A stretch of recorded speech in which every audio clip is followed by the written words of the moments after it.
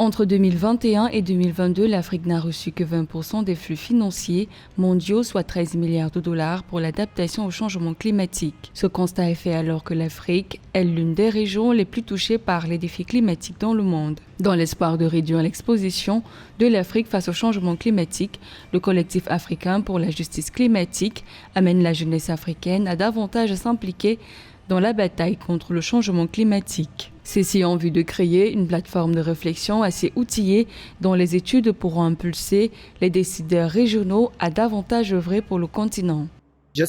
L'Alliance panafricaine pour la justice climatique est un grand réseau de la société civile en Afrique qui travaille sur le climat et qui est représenté dans 51 pays africains par plus de 1000 organisations sur l'étendue du continent.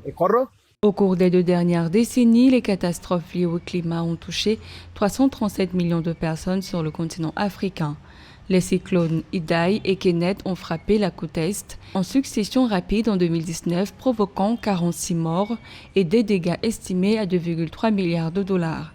Les inondations ont touché davantage de personnes ces dernières années, tandis que les sécheresses se révèlent plus meurtrières. Les inondations représentent 32% des décès liés aux catastrophes et les sécheresses 46%.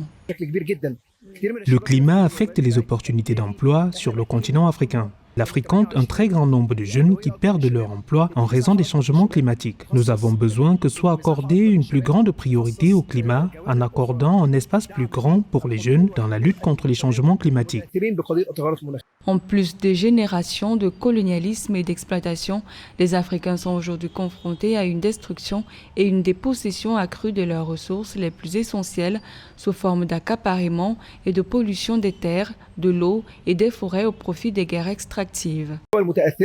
Nous nous concentrons davantage sur la taxe carbone car elle est importante. Les pays sont très touchés, les pays en souffrent. L'Afrique a tellement de ressources nécessaires pour s'en sortir. Cependant, les pays riches continuent de s'enrichir.